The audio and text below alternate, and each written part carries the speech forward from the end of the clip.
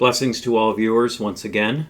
This is an extremely important message examining the rapid development of the new world monetary system, which will be used to track every single financial transaction of every person on this earth, and will also be used as a coercive measure into getting people to accept the mark of the beast.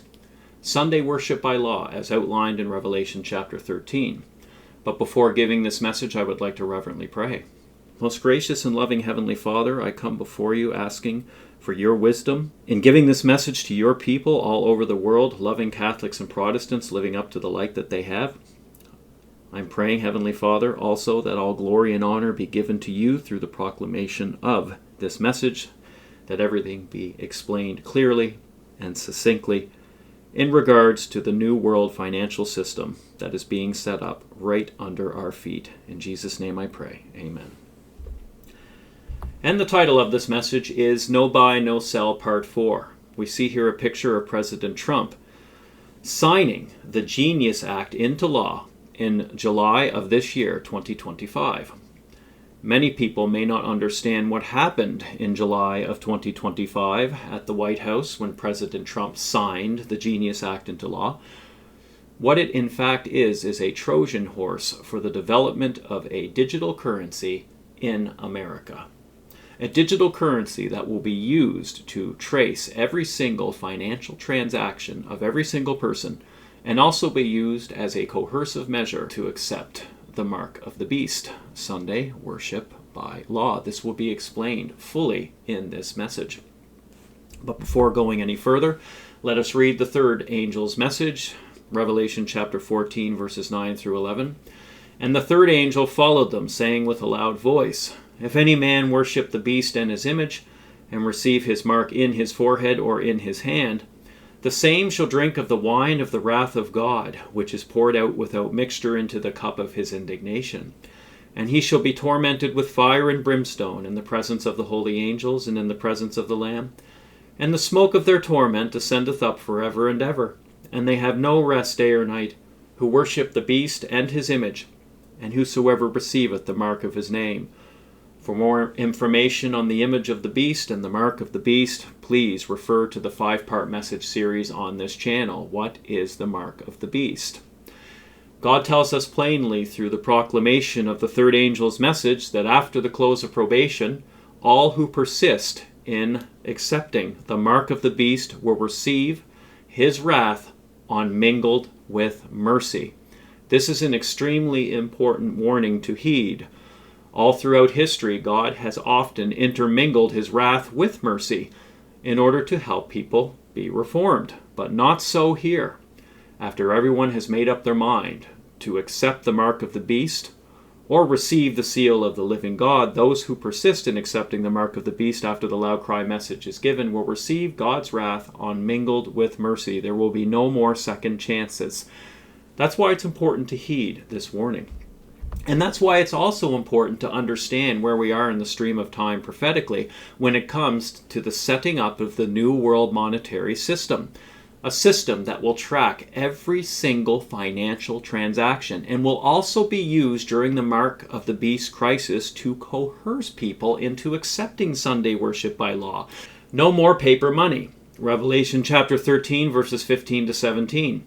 And he had power to give life unto the image of the beast, which is church and state, uniting first in America, that the image of the beast should both speak and cause that as many as would not worship the image of the beast should be killed. And he causeth all, both small and great, rich and poor, free and bond, to receive a mark in their right hand or in their foreheads, and that no man might buy or sell, save he that had the mark or the name of the beast or the number of his name. The only way to be able to control the buying and selling of all people, beginning in America, is to have a new world monetary system, a central bank digital currency system, where, at the press of a button, anyone who does not toe the line in regards to the mark of the beast narrative can be cut off from society. This is outlined in Revelation chapter 13, and right now, this new system is rapidly being set up. And somebody may be wondering, Well, how is this possible in the United States of America? Didn't Congress actually block the formulation of a central bank digital currency? Yes, they did. Here is the article. U.S. House approves bill to block Fed from launching CBDC. When this bill was passed, there was much talk in the world about central bank digital currencies, particularly in Europe, which we will get to later in regards to the digital euro. The United States is the bastion of civil and religious liberty. Therefore, many congressmen and women, and those in the Senate, took it upon themselves to bring this matter to light, that if a central bank digital currency was approved by the United States House of Representatives and Senate, this would impede or infringe upon the individual rights and freedoms of U.S. citizens. It would be unconstitutional. And that's why we are going to look at stablecoin technology. It's not a central bank digital currency. It doesn't have that name. But stablecoins by Tether are programmable and trackable the same as a central bank digital currency. Here is an article from the White House, Strengthening American Leadership in Digital Financial Technology. This was already outlined in previous no buy, no sell messages, but it's important to review these things so you can understand that right now there is a Trojan horse being used to bring in a central bank digital currency into the United States, and it's under the Genius Act, signed this year in July of 2025, approving the use of stablecoins backed by the US dollar. And somebody may be thinking, well, if it's backed by the US dollar, which is the current paper form of the dollar, how can that be a problem?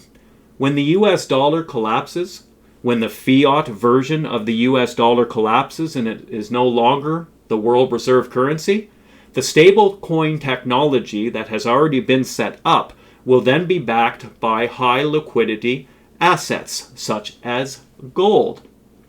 Then the tracking technology within stablecoins can be used the same as a CBDC to control the buying and selling of all people. This will be explained further. That's why it's called a Trojan horse. It's an underhanded method by the devil to sneak this legislation in order to get the desired outcome. A new digital currency which will be able to track and trace all financial activity of Americans. But this also goes to the world as well. Just going to read at the bottom of this White House article in regards to Donald Trump's view on stablecoins. Down on the bottom in green, promoting and protecting the sovereignty of the United States dollar, including through actions to promote the development and growth of lawful and legitimate dollar-backed stablecoins worldwide. Sounds good. The US dollar's not going anywhere. People can still use the paper version of the US dollar, so how can this new stablecoin technology be a threat to the rights and freedoms of Americans? Right now, it's not. But the United States dollar is about to collapse. The fiat version of money worldwide is about to collapse. This will bring way for digital currencies that will be backed by high liquidity assets. Gold, tangible precious metals. These new digital currencies will be used to track and trace all financial activity all over the world, and ultimately will be used as the main coercive measure to get people to accept Sunday worship by law, because if people refuse to accept Sunday worship by law, they will no longer be able to buy and sell. Now, let us examine the dangers of stablecoins.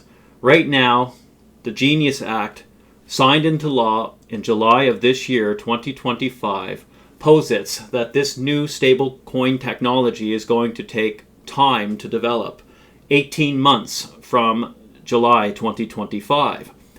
There still needs to be a few approvals made by Congress in regards to who gets to be in charge of the various aspects of this digital currency, but this is in fact a wolf in sheep's clothing. Stablecoin technology is not branded under the name of a central bank digital currency, but it has many of the same properties, just as programmable and just as trackable as a central bank digital currency. The purpose of stablecoin technology right now is to be backed by the US dollar. This is the foot in the door technique.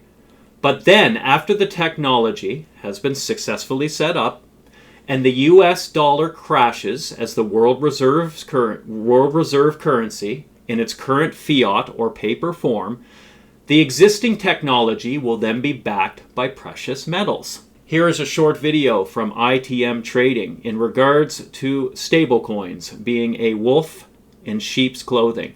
We are focusing on one of President Trump's latest executive orders, the banning of a digital dollar.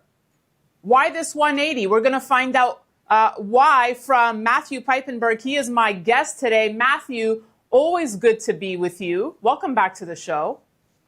Well, thanks, Danielle. I'm really excited to swap thoughts with you again. Certainly the CBDC new orders and all the Bitcoin noise and AI, there's a lot to talk about, but yeah. Well, I was just speaking to our mutual friend, Frank Juster, about this. We were texting back and forth on this, and he's like, you got to ask Matthew about this. And I'm like, I absolutely will. Obviously, I want to talk a lot of other topics with you, but let's start with this one of Trump's digital dollar ban. I'm pulling up a Reuters article here, which suggests it's just going to give China and Europe, future CBDCs free reign here, and it basically leaves the field wide open. Why the backtrack? I mean, the U.S. was doing all these, pilot tests with CBDCs. We all thought we were moving in this direction. Why the halt on this? Well, look, it's not to take any wind away from the new excitement and flavor of optimism coming out of the Trump White House. And I'm not trying to be anti-Trump. I'm cynical about politics in general. I have to caveat that, left or right. I wrote an article exactly 2 years ago called The ABCs of CBDC. I said, beware of technical innovations being the cure-all, just like human innovations, there's not a cure-all. And politics, tech, AI, they're all kind of wolves in sheep's clothing. In terms of the specific question about having an executive order with a nice signature and a camera in front, we're not going to go down the CBDC route of programmable, seizable, controllable digital money. We're not going to do that. That's optically fantastic. Say that with the executive order in your left hand, but what's happening with the right hand, whether Trump's aware of it or not, with the right hand, we're making a massive effort in the digitalization and tokenization of all things, through the Ripple XRP railway of all things digital and tokenable and ISO compliance, ISO 222, blockchain compatibility, all this tech that's going on. As you're publicly decrying CBDC with your left hand, you're rolling out a bigger play with Tether in your right hand and stablecoins. And stablecoins, to me, and Tether in particular, is just CBDC by another name. It's not issued by a central bank or the two-tier banking system.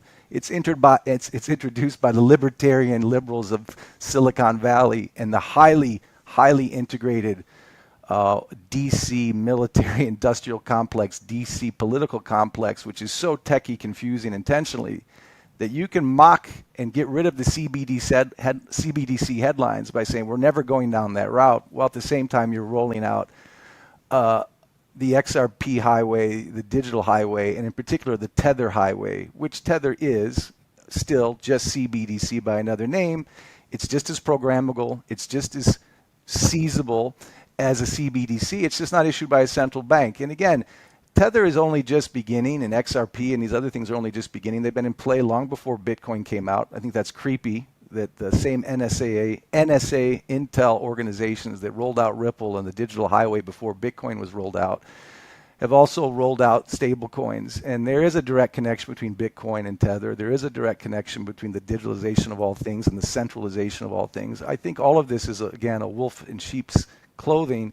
And we can get into the weeds on Bitcoin and XRP and Tether. But again, Tether is a CBDC. Right now, it's only 0.5% of publicly held debt in it. But the idea is to create a balloon in Bitcoin deliberately. And the idea is to attract attention and interest in stable coins in general, and Tether in particular, because it's just one more source. Tether is backed primarily by U.S. Treasuries. It's one more way to mop up otherwise unloved, weaponized, unwanted U.S. IOUs, U.S. Treasuries. And again, It's only 5% of publicly held U.S. debt, but as Tether gets bigger, it takes the pressure off the Fed to have to print money to buy those treasuries. You can have the public do it for you by creating a balloon in digital memes, digital headlines, the digitalization of all things, create a meme and a balloon in headlines in Bitcoin, which is also a complete contradiction to the White House 3 years ago or Trump 3 years ago. But we can get into that. But the short answer on CBDC is, look, my opinion, very simple, is Tether is CBDC. It's just not coming from a central bank. It's coming from, another source. It's coming into the open markets, but it is not from a central bank, so it's officially not CBDC, but it is just another form of it. And it's very seizable, very programmable. Yep. And very trackable, traceable. They know every movement. Very trackable. Right? All the things that were scary about CBDC are just as scary in Tether. So it's like you said, a wolf in sheep's clothing. Stable coins are just as programmable and trackable as a central bank digital currency. It's basically a CBDC under another name. And the Genius Act outlines that the current stablecoin technology being approved and developed is backed by the current fiat version of the US dollar, the paper version. And because the US dollar is currently the world reserve currency, it seems to be an invincible prospect. People are not concerned about a digital currency in the US because the US dollar is being used to back this new stablecoin technology. But when the rug is pulled out from underneath us, when the current paper version of US money fails, when the US dollar collapses, stablecoin technology will then be backed by tangible assets, gold, silver, precious metals. And this stablecoin technology, which is not branded as CBDC, becomes CBDC. And most people don't realize that this is happening right before their eyes. They're being deceived by the devil. Let us examine the Genius Act. House passes Stablecoin Genius Act. Here's what to know. Now, this act was signed into law this year in July, but there is still time to develop the technology. 18 months from July 2025, which would actually put us into the beginning of the year 2027. But needless to say, this technology is up and running right now. And in order for prophecy to be fulfilled, as outlined in Revelation chapter 13, things need to get so bad in America that the fallen Protestant world in the United States is going to clamor to have Sunday worship by law enforced by the civil powers. Things are going to get really bad. And part and parcel of that is a systemic financial collapse. People in high positions of the economic world as well as politics know that this crash is coming in. They are preparing for it. But the purpose of this ministry is to help you prepare for it, not by stocking up gold and silver, but by entering into a steadfast relationship with our Lord and Savior Jesus Christ to go through the persecution that will follow. Here is a short video of Donald Trump signing the Genius Act into law and the promotion of the wolf in sheep's clothing, stablecoins. This is really a big day as we sign the landmark Genius Act into law. So the Genius Act creates a clear and simple regulatory framework to establish and unleash the dollar-backed stable coins. This could be perhaps the greatest revolution in financial technology since the birth of the internet itself.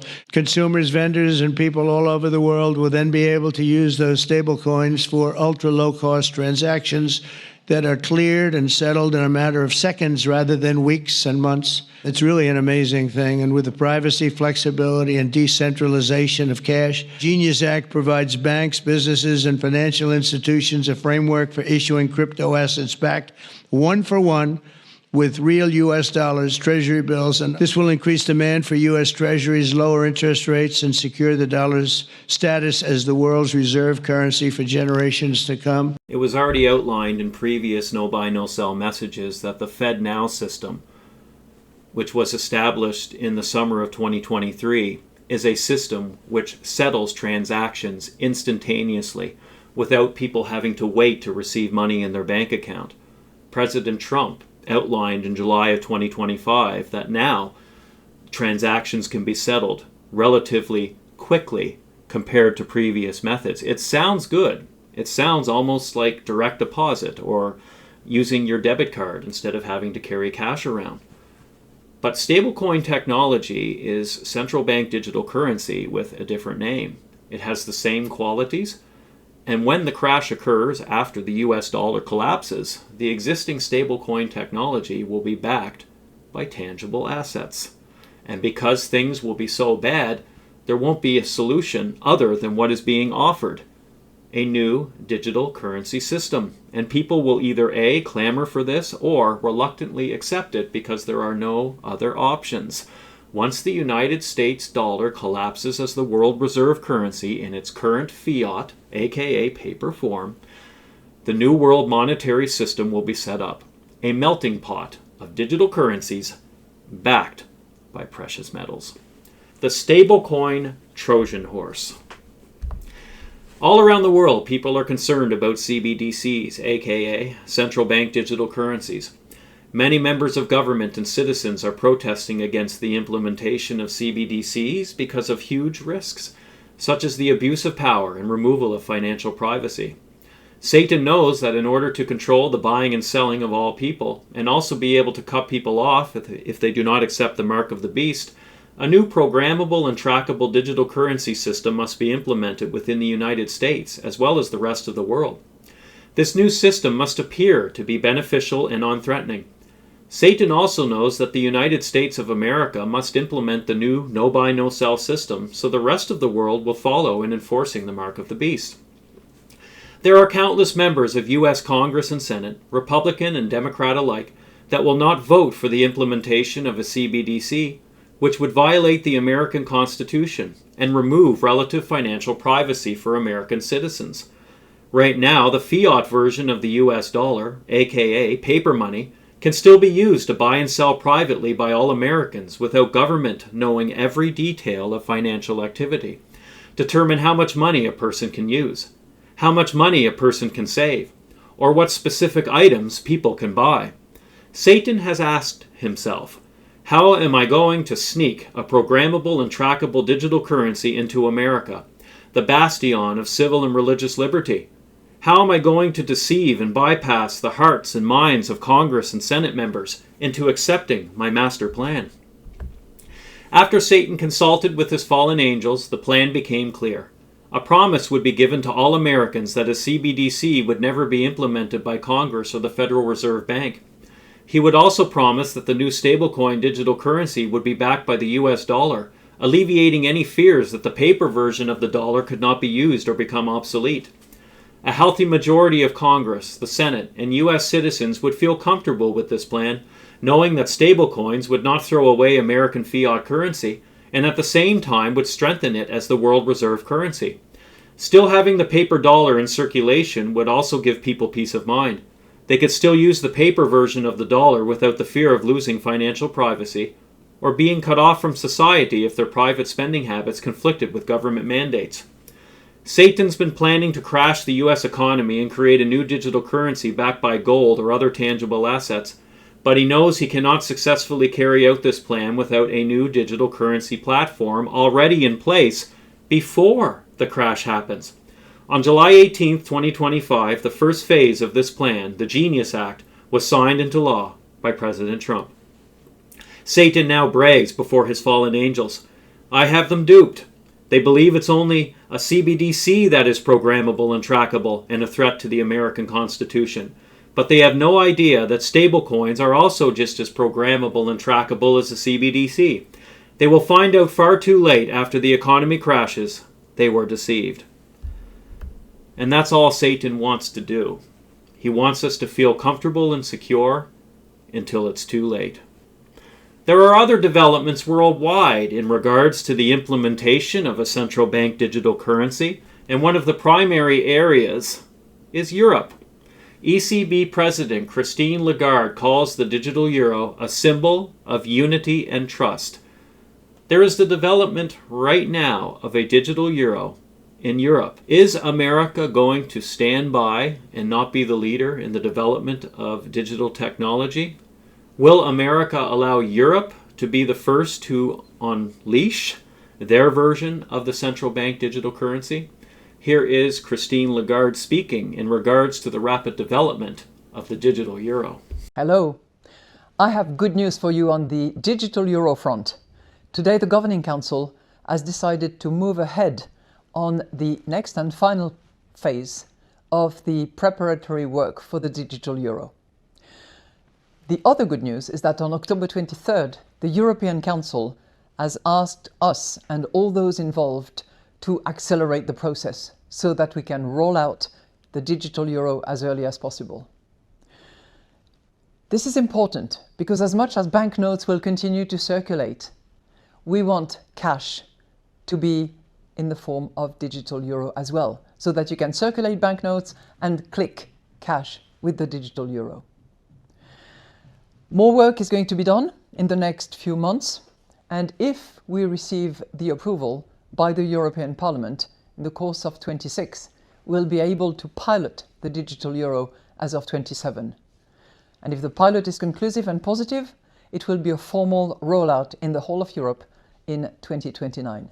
This is a big project because the euro is our currency, your currency.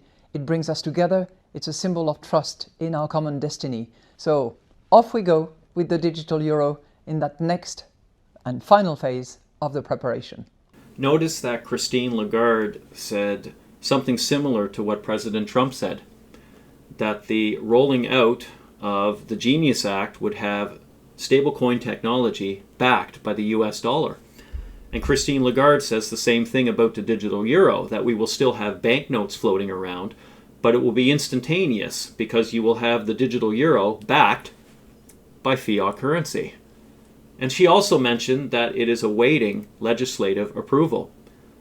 In a previous message of No Buy, No Sell, it was outlined that Christine Lagarde's goal was to have the pilot phase of the digital euro approved by October this year, 2025, but it got pushed into the spring of next year, 2026. But regardless of how long it takes for this technology to be implemented, the timing is not coincidental. The stablecoin technology, which will be fully set up in the US, is set for early 2027, the same as the digital euro. This is not coincidence. And because the United States is the leading superpower in the world, America will not stand by and allow other countries to be the leaders in the rolling out of this new technology. Now, let us go a little deeper into the crash of the US dollar. How is this going to happen? Well, right now, the US economy is in fact crashing, even though it seems like it's not. There are many factors at play in regards to the crash of the US dollar, and this next crash is not going to be like the crash of 2008. This crash is going to be a great reset. The entire house of financial cards is about to come tumbling down. Many crashes before dealt with a specific area of the economy. One area could be the stock market. Another area could be the housing market, etc. But this crash is far different. This crash is systemic. Why? Because earlier crashes, which dealt with a specific area of the economy attached to the hub, aka the central banks and the Federal Reserve in America, could recover because the hub, the Federal Reserve, the central banks were still afloat. But this crash is different. It's actually going to be the US bond market and the Federal Reserve that collapses. All the spokes, all of the other aspects of the economy, the housing market, the stock market, etc., will fall with it.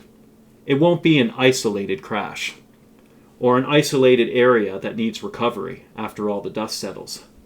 Every area of the financial system is going to crash because the very foundation that holds every area up is going to crash as well.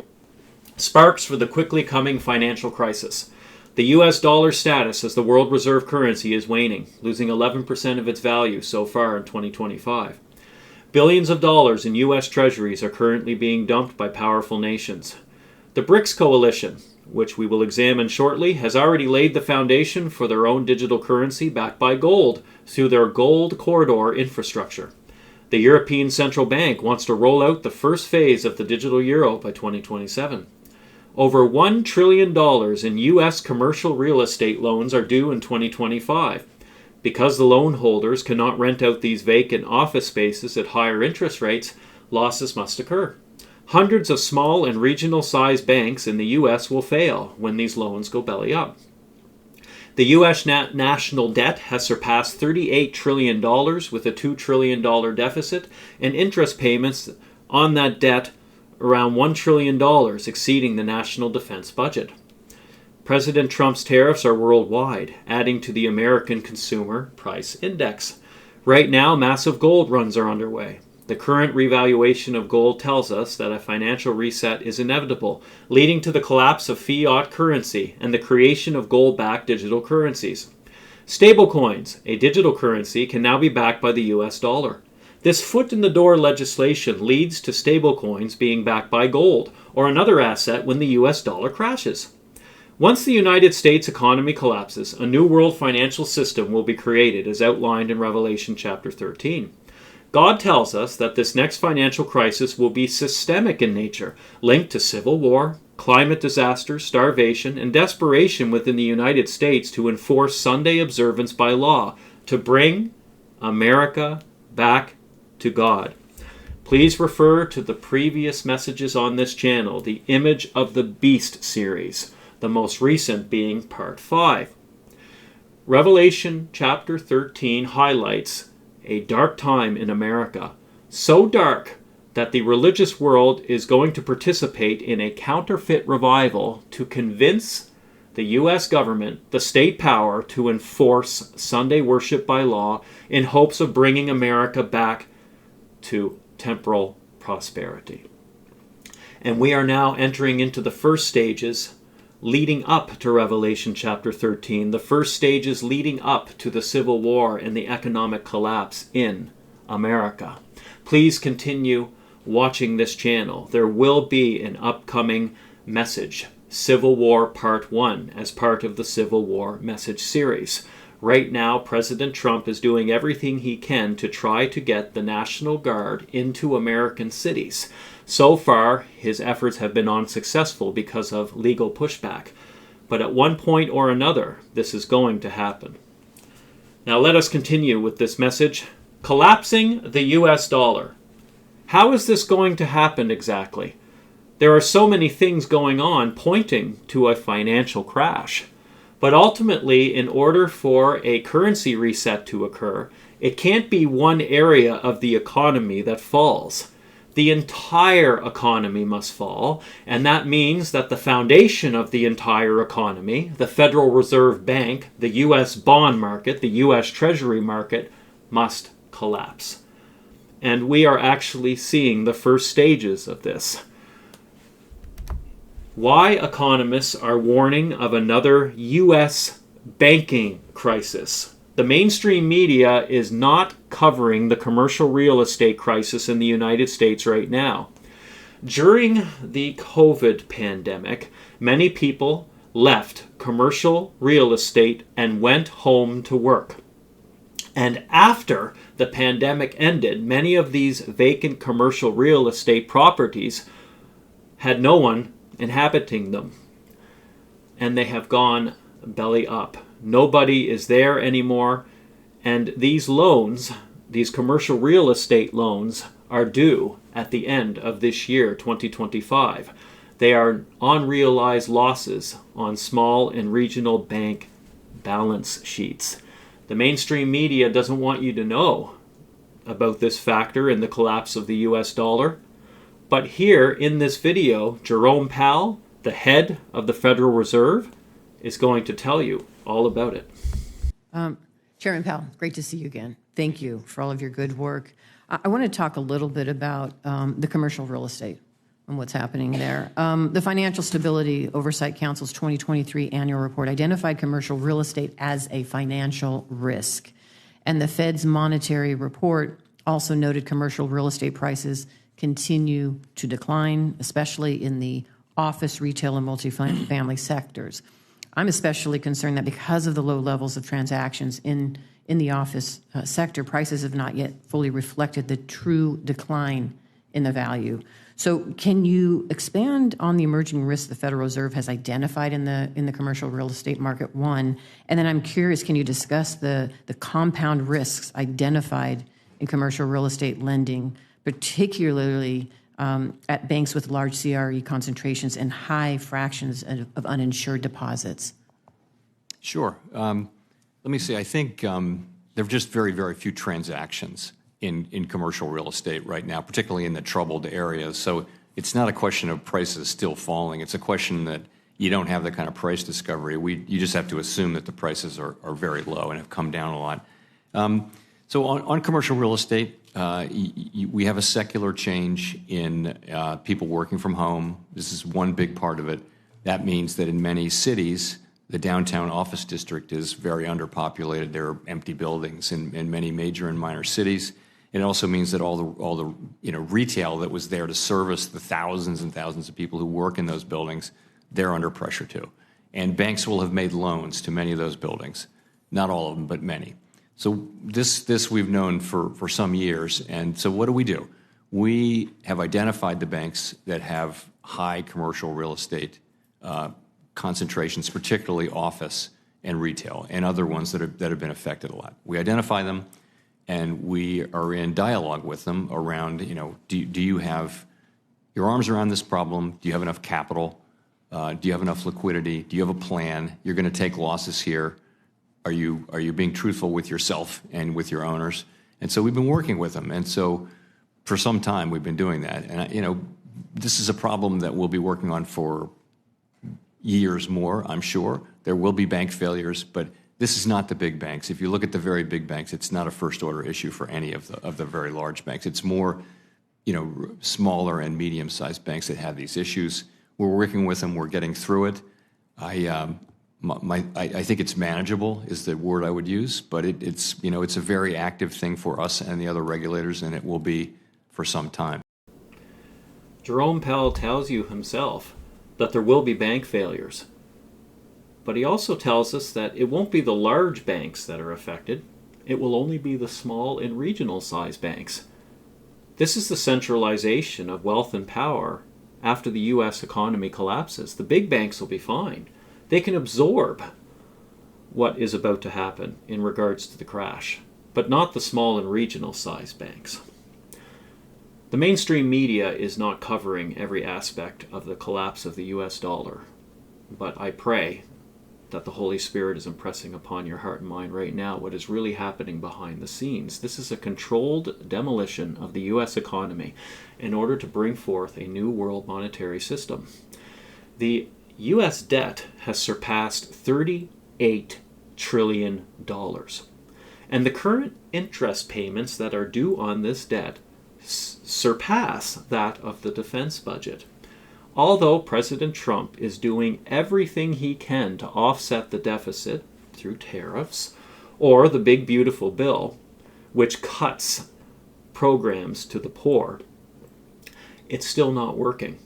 And moreover, by cutting programs to the poor, such as food programs and healthcare programs, it actually intensifies the anger in the poor and underadvantaged population to incite civil war.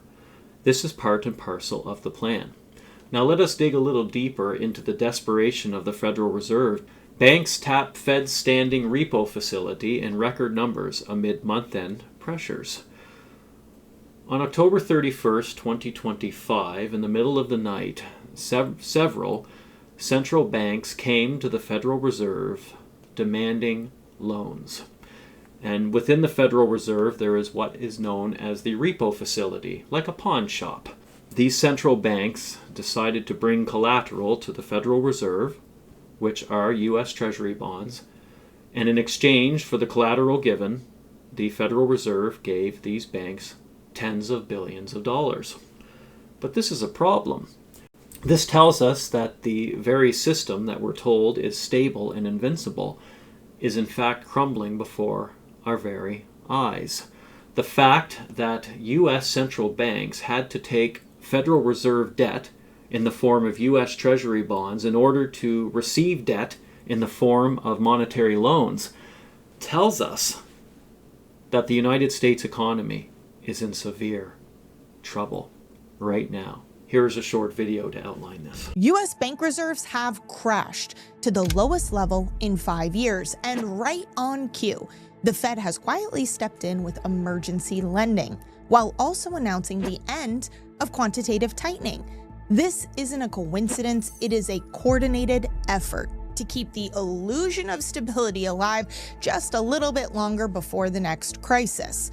A crisis that threatens not only your deposits and your savings, but the value of the dollar itself. But these moves actually reveal more than they hide, showing us just how close we are to the breaking point, what happens next, and most importantly, how you can protect yourself before it's too late. In case you missed it, U.S. bank reserves have dropped to $2.8 trillion, the lowest level since 2020. As that number continues to fall, banks have no liquidity, threatening not only your deposits, but the entire system as a whole. And the Fed knows it, which is why just last week they quietly injected $29.4 billion in emergency loans to U.S. banks through their overnight repo facility, the largest amount that they've done since 2020. And the mainstream media, they're not going to report on this because they don't want the public to panic over emergency bank loans. But make no mistake, this is a silent bailout, a backdoor lifeline by another name to ensure that liquidity continues to move and that the entire system doesn't seize. But that's just the beginning. See, just a few days before this injection, the Fed already was laying the foundation for ending quantitative tightening or pulling money out of the system, instead gearing up to put more in. Not because they conquered inflation, not because the economy needs it, but because the system cannot handle any more tightening, meaning that they are warming up the printing presses as we speak, which is terrible news for anyone holding dollar or dollar-denominated assets, which we'll talk more about in a second. But first, when the Fed printed trillions back in 2020, they didn't just inflate asset prices, they also created a flood of new bank deposits. U.S. bank deposits soared by nearly 30%. Today, U.S. banks have close to $20 trillion in total deposits, but rather than protect those deposits or store some of those reserves away, what did they do? U.S. banks took all that extra liquidity and dumped it into U.S. treasuries that were supposed to be safe, except guess what? They weren't. Between the continued weaponization of the dollar, the seizing of Russia's U.S. reserves, inflation, and a system so reliant on debt, suddenly demand for U.S. debt started to disappear. But as demand has dropped for U.S. debt, the yield or the interest paid has started to rise. Investors need to be paid more to take on U.S. debt risk. But this has created two major problems. Number one, every new dollar that the U.S. borrows now costs more, which is a lot of dollars and bad news because the U.S. is not planning on slowing its spending anytime soon. And number two, it means that anyone who is holding older U.S. treasuries is now sitting on a loss. Let me explain. Let's say you bought a 30-year treasury bond in 2022 that had a 2% yield, a 2% fixed interest payout. Well, that's great until today you look and see that the 30-year treasury bond now has a 4% yield or a 4% interest paid out. Well, you're going to have a really hard time selling your old treasury bond when someone today could go buy a new one and get double the return. To sell, you'd have to slash your price, sometimes dramatically. That difference between what you paid for it versus what it's worth today, that price drop, is an unrealized loss. It's not realized because you haven't sold it yet, but on paper, it's worth less than what you paid for it. It's like if you bought a house for $500,000, but today that house is worth $400,000. You're living in it, you haven't sold it, so it's not like you've lost $100,000. But if you ever needed to sell that house, if you needed the cash, that unrealized loss becomes very realized very quickly. Now picture the entire U.S. banking system back in 2020.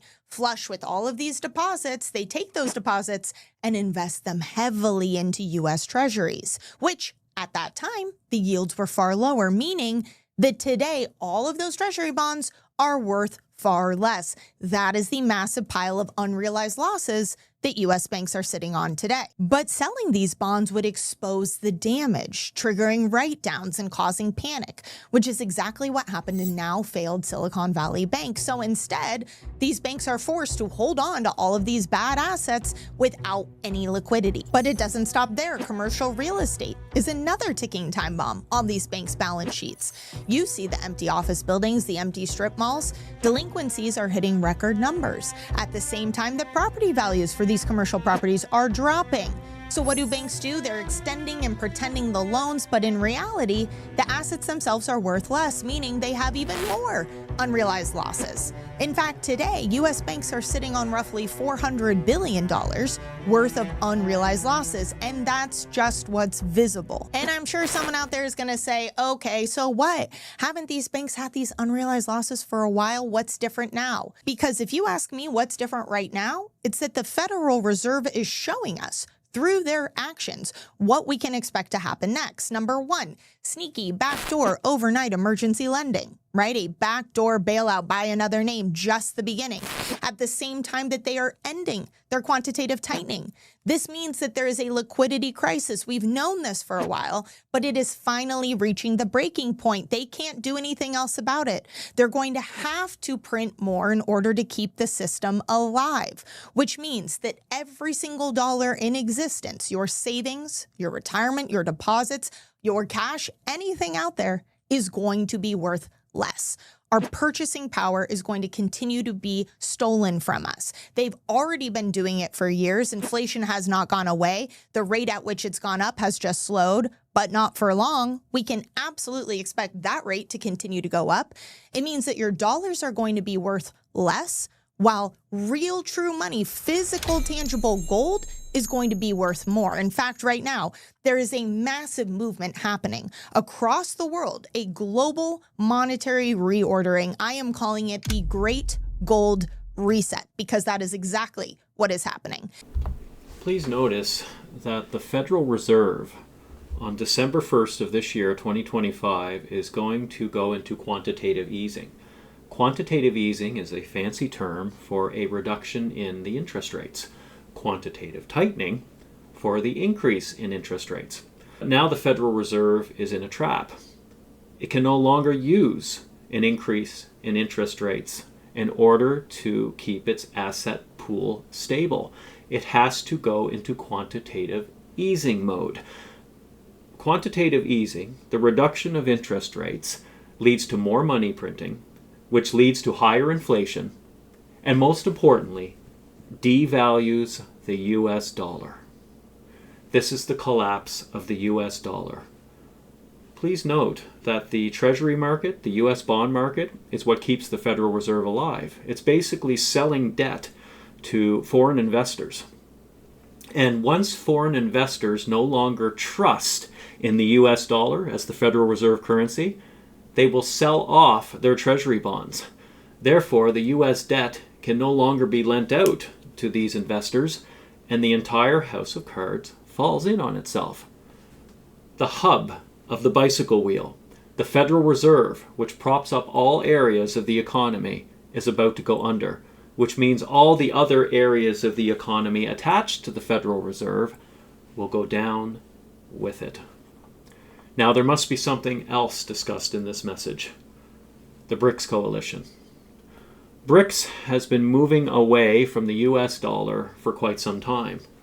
But right now, particularly in the year 2025, there is a new infrastructure being developed called the Gold Corridor.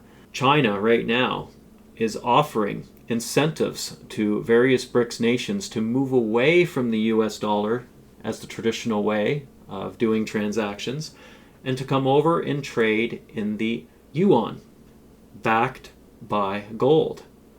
The United States is not going to sit idly by when this new world monetary system is set up. The United States is going to want to lead out. Right now, before our eyes, not covered in the mainstream media, there are massive gold runs underway in the United States by the central banks in Wall Street. The rapid stockpiling of precious metals. Why is this? Many people in the higher echelons of the political world and the financial system know that this crash is coming in. And this ministry has been raised up by God to help you understand that this system collapse is far deeper than people understand. Many secularists believe it's just a power grab for totalitarian control. But God tells us in Revelation chapter 13 that this new world financial system is actually being set up to control the buying and selling of all people as a coercive measure to have people accept the mark of the beast, Sunday worship by law. Here is a lengthy 23-minute video in regards to what is happening with the BRICS nations right now in regards to the formulation of the gold corridor and what this means for those in the Western world, particularly those in the United States, in regards to the great monetary reset, whereby there will be a new world monetary system containing a melting pot of digital currencies backed by tangible assets. So for the last few years, China's been doing something that hasn't been done ever in modern history, which is to relink gold directly to its currency. So in simple terms, China wants to rebuild how money works. This is probably the most interesting story that you're going to hear this year, and it caught my eye after watching a podcast by TFTC, and it blew my mind. Now, some people call this the debasement trade, but this is so much bigger than that. Here's what's happening. Over the last few years, the People's Bank of China has been the biggest buyer of gold in the world. China and its allies That's right. buying gold and selling treasury bonds Totally. in order to damage the dollar's reserve currency status. Here it is.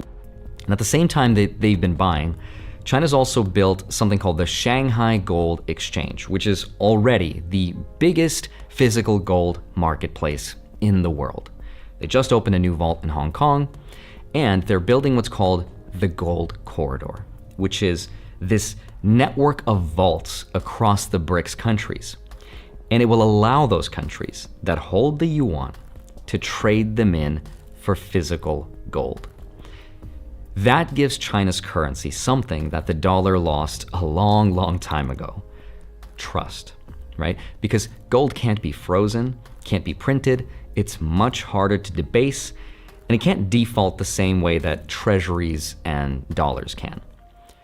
And as of July 2025 of this year, gold has officially been reclassified to what's called a Basel III Tier 1 asset. That means it now counts the same as cash or treasuries on a bank's balance sheet. So the theory is that the next step is that gold will be upgraded again to what's called an HQLA, a high-quality liquid asset. That one change is going to unlock gold's full potential. That will let countries use it for something called repo and financing, which is the foundation of the entire financial system. China has been systematically solving all the problems that countries had with using their currency. This is a theory of what's about to happen to the world. There's a parallel financial system that's being built right now to compete with dollars. This gold-backed strategy will allow China to build a way to lend and to trade and to develop outside the dollar and outside the West. So in this video, I want to help explain what's happening to gold right now and why, what China's gold corridor actually is and how it works, and how it's going to be used to fund the development across the entire world without ever touching the IMF. I'm going to talk about what that means for the US and for the dollar, and especially for investors, because this will affect everything from interest rates to commodities and even Bitcoin. So with that said, let's get into it. Hi, my name is Henri Jick. Hope you're doing well. Come for the finance and stay for the gold. So before I get into how China's rebuilding the entire financial system, I want to explain the bird's eye view of why the world is even looking at an alternative in the first place. And it really comes down to the idea of trust. The trust that countries used to have in dollars. For example, around 70% of all the global reserves were once stored in US dollars. In other words, countries held their wealth in US treasuries, bonds, right? Because they were considered to be the safest assets on earth. But then that started to change sometime in 2022, because that's when the United States froze about $300 billion worth of Russia's foreign reserves. Now, regardless of how you feel about that politically, what it showed to the rest of the world was, if your reserves are held in dollars, they're not really yours to begin with. They can be seized, they can be locked, and we can just turn it off with the click of a button. So countries were like, okay, I have a question. If you can do that to a nuclear power like Russia, what happens then if we disagree with you next, right? So that's why this change started to accelerate, because there was this loss of trust for paper assets. Central banks around the world, especially in what are called emerging markets, started to lower their exposure to US assets, and they started selling off their treasuries, and they started buying gold instead. Slowly at first, but then faster and faster. Check this out. This is fascinating. This is a chart of how much gold China has. For the longest time, you can see it didn't really move anywhere, kind of going sideways. They bought some, they sold some, they bought some, but as soon as President Trump started the tariff threats, the chart explodes, right? China starts publicly accumulating gold and locking it up in their vaults. It's the fastest pace of buying in modern history. It's being done on a scale that's publicly, this is important, publicly visible to the rest of the world. Because remember, China could easily be buying this stuff in private, but they're not. Because what that does is it telegraphs to all the other countries that, hey, look at all the gold we've got. We could now get off of US treasuries. That gives us the ability to get off of dollars. You can actually see this trend on a way bigger scale here in this chart. According to Luke Rahman, in just a couple of months, gold's share of reserves on the balance sheet will surpass US treasuries. Again, just to prove the point even more, on an even longer time horizon, you can see the same thing has been happening.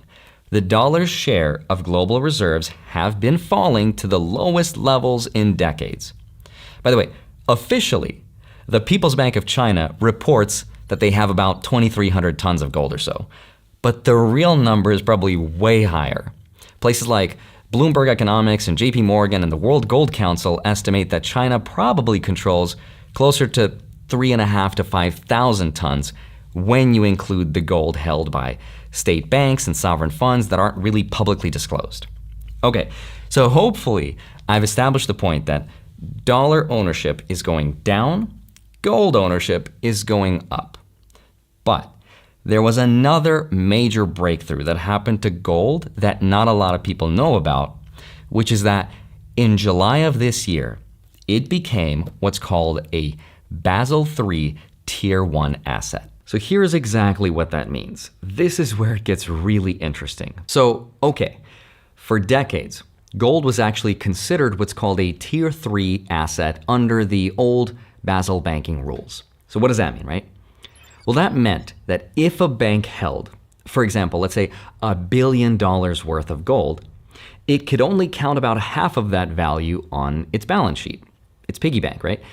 The system was literally designed to make sure that gold stayed something that banks stored and did not use. But then Basel III came along and it changed everything. Gold was upgraded to a Tier 1 asset, which means that now banks can recognize 100% of its value. That's a big deal. But here's the thing, you still can't lend against gold. You can't borrow with it. You can't use it for repo. By the way, repo is the short-term lending system that keeps the entire global financial system stable. It's where banks borrow from each other overnight using treasuries. It's complicated, but what it means is gold went from being a shiny rock to now a more valuable shiny rock with better accounting. Okay, but that's where China stepped in, because the next level above Tier 1 is something called HQLA, which stands for High Quality Liquid Asset. These assets are so safe, so stable, and so liquid that banks can actually use them as collateral in financing. Right now, those assets are basically US Treasuries. It's the plumbing behind every loan and repo and credit facility in the world. US Treasuries are what's used for the whole system. Now, if you're a country and you want to build, let's say, a port or a factory or a power grid, you got to go to the central bank and you got to say, hey, I need to borrow some money. And they'd be like, deposit some high quality liquid assets with us and then we'll lend you the money, right? Now, again, that collateral is mostly US Treasuries, which is also why the US dollar has played such a big role in the world. It's the link to these treasuries. It is needed to borrow money. Okay, but imagine what would happen if gold was able to join that list. Gold would go from being a passive, shiny rock to a thing that could be used to borrow, to lend, and to fund infrastructure with, all without ever touching the dollar. If gold becomes HQLA, countries will not need dollars to finance their economies anymore. And that brings us to the BRICS summit that took place in May. So for years, China has been trying to convince the entire world, mostly the BRICS countries, Brazil, Russia, India, South Africa, to use the yuan in their trades. But everyone pushed back with the same question. And this is hypothetical, but I imagine this is how their conversation was going, based on what's happening. China was like, will you guys use our currency, please? And they're like, okay, we'll use your currency, but would mostly just rather use the dollar. But out of curiosity, what are you backing it with? And China's like, well, we're backing it with our economy. We're the factory of the world. It's stable. But as an added perk, if you want, we'll let you convert your yuan to gold anytime you want. They're like, that's cool. Okay. But where's the gold going to be stored at? China's like, China. So all the other countries are like, no, we're good. Now, we've seen how that played out before with the US. We're not going to trust you to hold our gold. That was a conversation that was happening years ago. But at the most recent BRICS summit, China had a lot of brilliant ideas to solve a lot of the problems those countries had with using the yuan. So here's how China is going to get the developing world to use their currency. So the first problem that they've solved is trust. Because if you're India or Brazil or South Africa, you're not just going to take China's word that they're going to keep your gold safe, right? You want to see it, you want to touch it, and you want to store it somewhere that you could access. So China built what's now being called as the gold corridor. So think of this as like an analog version of the blockchain. But instead of blocks verified by miners, it's a network of gold vaults verified by nations. The joke that Sorenthik had was like, it was a Fred Flintstone chain of blockchain, right? Each vault is connected to the Shanghai Gold Exchange, the SGE, and it tracks every bar, its purity, its serial number, who owns it. So that one change fixes the problem of decentralization and trust, because the gold custody is now geographically decentralized. It's verifiable, redeemable, and auditable to an extent. Now, the second problem China had to solve was something called volatility, right?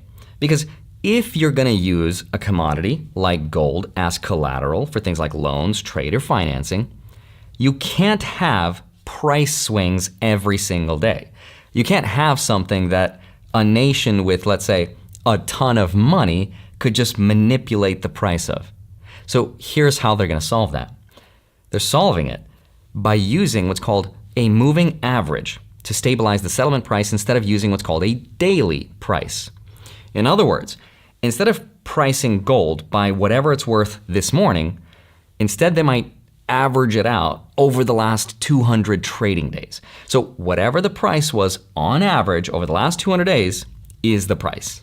So that makes gold much more predictable, less volatile, and it smooths out the price risk for everyone using it. Now, here's where it gets even more interesting. And this is the most likely thing that China is about to do next. This is what scares the US big time. China is going to use this network, this system that it's building, to build other countries that need financing. So think about Africa, for example. A lot of countries there are really rich in natural resources and commodities like gold. Africa produces between a quarter and a third of the world's gold, with more than half of the gold extracted on the continent in 2022 coming from artisanal and small-scale miners. But they don't have the infrastructure. Under this system, those countries will now be able to deposit their gold into the SGE, the Shanghai Gold Exchange, and then China, through something like the New Development Bank, which is the BRICS Bank, they'll be able to loan them yuan against their gold to build anything they like. Roads, airports, power plants, whatever. China then gets to finance the development of and build influence and help countries go around the West and around the IMF, the International Monetary Fund, all while using gold as this high-quality liquid asset. That's where we come full circle, right? That's how gold gets to HQLA regardless of what the West wants. So gold goes from being just an expensive shiny rock that sits in a vault to an actual financial instrument that you can lend against, borrow with, and build on. Now so far, this is not official yet, but that seems to be where we're going. And here's where it gets even more interesting. This video just keeps getting more and more interesting, and I've probably put everyone to sleep at this point, but I think the United States knows exactly what's happening. Like, you're not just finding out about this from me here on YouTube. So, do you remember how earlier this year, the US started repatriating its gold from London back to the US? And I remember making a YouTube video about this, and the official story was that it had to do with the tariffs, or the big Doge audit, right?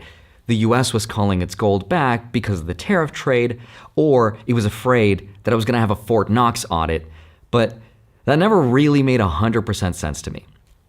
I think what's really happening is that the US has known that all of this has been happening, that China's been building its gold corridor. It's expanding vaults across Asia, the Middle East, and Africa, and the US is like, okay, fine. We want our gold back too. Because if the world is moving toward a financial system where gold has to actually physically move and physically exist, not just on paper, but for real, and your partner countries demand the ability to redeem that gold, then custody, or whoever holds that gold, becomes everything, right? Who keeps the gold safe? So if the US wants to stay competitive in this new system, it needs to control more of its own gold physically instead of trusting it at someone else's vault. Now, officially, the US holds roughly 8 tons of gold, maybe more, which is at this time the biggest stash of gold in the world. But a big portion of it was stored and accounted overseas for decades, mainly in London. So bringing the gold back to the US is a way for it to prepare for this new potential system without flat out saying, we want our gold back because the dollar might not be around, right?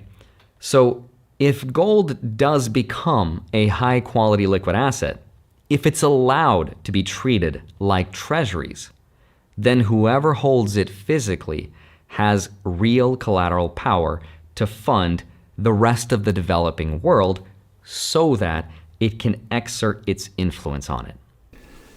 Movements are being made right now, as you have just watched in the previous video, to have a new world monetary system where gold is at the center, not the US paper dollar, the fiat version of the American dollar, as the world reserve currency. And America is quietly preparing right now by stockpiling their own stash of gold. It's all happening behind the scenes, but what we are seeing right now within the second Trump administration is the gradual, slow demolition of the US economy and the bringing in of a new world monetary system. Keeping it simple, the new world monetary system will consist of several digital currencies backed by gold. In order for this new monetary system to come into fruition, the current fiat version of the US dollar must crash and no longer be recognized as the world reserve currency. BRICS nations are already preparing to back their currencies with gold through the establishment of the gold corridor. Massive gold runs are underway by central banks in the United States, High-level officials in American business and politics know that the US dollar is soon going to fail and are positioning themselves for the coming currency reset by accumulating as much gold as possible. When the US dollar crashes, the United States will assimilate into the new world monetary system. The new digital version of the US dollar will be backed by gold. I pray that this has been explained as simple as possible. The current stablecoin legislation, which was approved in July of 2025 through the Genius Act, is the foot in the door technique, the Trojan horse for the establishment of a digital currency in the United States. Now, let us dig a little deeper before the conclusion of this message. The longest U.S. government shutdown in history just ended on the 12th of November. It was 43 days long. All of the economic instability in the United States through tariffs, as well as governmental pauses in federal funding linked to the government shutdown, is causing a lot of economic uncertainty in the U.S. bond market. Investors, both domestic and foreign, are losing confidence and trust in the U.S. dollar as the world reserve currency. Here is an article. U.S. dollar drops as government reopens after record shutdown. New York, November 13th. The U.S. dollar dipped on Thursday as the U.S. government reopened, leaving traders grappling with the long-term impact the shutdown will have on trust in the U.S. currency and ahead of a deluge of data on the health of the economy. All of the on-again, off-again tariff tactics coming from the Trump administration, as well as the government shutdown, is placing a lot of undue pressure upon the U.S. economy. So much so that the Federal Reserve has to step in December 1st of this year, 2025, to cut interest rates even more, also known as quantitative easing. Although this will temporarily stimulate the economy, the long-term effects are an increase in the consumer price index, also known as inflation, and a devaluing of the US dollar as the world reserve currency.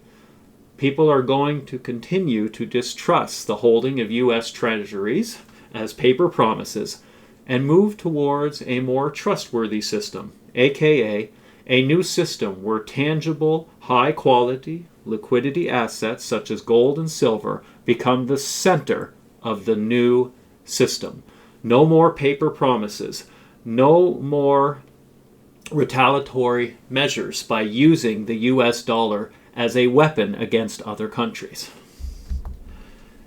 Now, let us look at this picture here of a bicycle, the spokes and the hub. In the center of the bicycle wheel, we see the hub, which holds all of the spokes together. Now, if you're driving a bike, and this may have happened to some of us, a spoke or two becomes bent and falls off the wheel. For the most part, as long as the majority of spokes are still attached to the hub, you can safely drive home to get the bike repaired. But what if the hub of the spokes breaks? Well, then the wheel falls, because there's no more structural support for the wheel, because the hub that holds the spokes is no longer there. Picture the Federal Reserve Bank as the hub, and all of the other aspects of the economy, the housing market, the labor market, the stock market, the healthcare system, etc., are the spokes attached to the Federal Reserve hub of the wheel. When the hub goes, the spokes go. In 2008, also known as the Great Recession, the housing market collapsed. That was one spoke, but that spoke was fixed after several years because the hub, the Federal Reserve Bank, the central banking system, remained. This crash, however, is far different. It's not a deflationary crash, as what occurred in 2008. It's going to be an inflationary crash. And what are we seeing right now in the Federal Reserve? Inflation, quantitative easing, the reduction in interest rates, and the rapid printing of money. This is causing a devaluation of the US dollar as the world reserve currency. Many investors that are holding US treasuries are losing confidence in what they have and they're selling them off. And ultimately, the crisis that is going to bring America to its knees is the collapse of the Federal Reserve banking system, the collapse of the U.S. bond market, the hub of the wheel. The stock market, the labor market, the housing market, all other aspects of the economy attached to the Federal Reserve as being the foundation will fall down with it. Here is a video outlining this point. The crash that everyone's talking about right now will be worse than 2008, but not in the way almost everyone thinks it's going to happen. You see, the media has been bracing you for another crash, right? They're calling for a housing collapse, they're calling for a stock market wipeout, but that's not the real danger. This time, the bubble isn't in real estate. The bubble's not in banks. It's in a completely different sector that no one's watching. And when it pops, the crash effects will be nothing like what most people are preparing for. And here's why this is so dangerous. When the thing that everyone thinks is safe is actually the bubble, it means your savings, your retirement, and even the cash in your pocket, they're all on the firing line. Let's just jump right in. And the big takeaway is this. Most people are stuck fighting the last war, right? And in our case, that means most people are expecting a market crash like we had in 2008. That's the last war. Maybe they're looking at 2000 or whichever period that you want to look at. But those were different. Those were deflationary crashes. A housing market crash, a credit bubble crash, a stock market crash. But when these markets crashed, we saw stocks drop, right? By more than 50%. Home prices, they collapsed 30 to 50%. Banks failed, unemployment skyrocketed. That's what happened. And as painful as that was, on the other side of all that, we saw huge growth, right? Because the crash was sort of like a reset button. After the crash, if you still had cash, you could get back in, right? You could buy that home, you could buy the stocks much cheaper, and then you could ride the recovery back up. That's why a lot of people today are waiting for that. They're waiting for the same type of crash. Okay, so now the big question is, if this isn't like 2008, where is the real bubble today? Because remember, every crash starts with a bubble somewhere. Okay, well, if the bubble's not in housing and it's not in the stock market, where is it? Well, the real bubble, it's hiding in plain sight, right? It's in the one place that everyone thinks is safe. It's government bonds and in the dollar itself. Now think about it. The U.S. Treasury are supposed to be the safest asset in the world. The dollar, it's the foundation of global trade. But today, both are being inflated by trillions of dollars in new debt and endless central bank printing. The U.S. government is borrowing over $2 trillion a year just to stay afloat. And the only buyers that are left are the Fed and passive flows that are forced into treasuries by regulation. Now, there's a recent report that came out by Mir McCann Research, and they put it bluntly. They said, quote, "The current bubble is not like 2008, which was a credit bubble. It's a currency and treasury bond bubble. And when the foundation of the entire financial system is the bubble, then everything built on top of it, stocks, pensions, real estate, even the paycheck, becomes unstable." End quote. This is why I'm saying this crash is going to be worse than 2008, because when housing collapsed, at least the money was still good. But when money itself becomes the bubble, there's no safety net. So now, you understand why this next crash, it's different, right? Here's why I say it's going to be worse than 2008. Because in 2008, when the bubble and housing and credit, when all that collapsed, as painful as it was, as devastating as it was, you guys have heard my story in 2008, I was in real estate, I got wiped out. It was also a reset, right? Homes got cheaper, stocks went on sale, and eventually those new buyers could step in. The next generation had a chance to get back in, right? And as much as it hurt, at least there was an opportunity on the other side. But today, with the bubble not being in housing or credit, but instead money itself, when the dollar and the treasury bonds are the bubble, there's no reset button, right? There's no better chance to get in later. There's no reset. I mean, think about what that means. That means if you're waiting in cash for another, 2008 style collapse, you're not going to get it. Instead of asset prices falling to meet you, they're just going to keep running away. Housing doesn't get cheaper, it gets permanently out of reach. Your savings don't become more valuable, they get inflated into nothing. Retirees on fixed income get crushed, young families get locked out of the market, and the middle class, they get hollowed out. That's why this time's worse. In 2008, at least you got another chance. This time, there's no second chance. The collapse of the U.S. dollar is systemic in nature. The bond market is about to collapse, as well as the U.S. dollar, and all other spokes of that bicycle wheel connected to the hub, the Federal Reserve, will fall away. I pray that this message has been helpful. More information will be given as prophecy continues to be fulfilled. It is now time to close in prayer. Most gracious and loving Heavenly Father, I pray that this message reaches your loving Catholics and Protestants all over the world, those who may not understand the full implications of what is quickly coming upon the world. Although the collapse of the US dollar begins in America, because it's the world reserve currency, it'll affect every other country in the world. I also pray, Heavenly Father, that people realize that the no-buy, no-sell system is not the mark of the beast, as many people believe, but it is a coercive tool that will be used to have people afraid of not accepting the mark of the beast. I also pray, Heavenly Father, that people understand the foot in the door technique being used by the enemy right now when it comes to the stablecoin technology approved in July of 2025 through the Genius Act. And of course, Heavenly Father, I pray that all glory and honor continually be given to you. In Jesus' name I pray. Amen.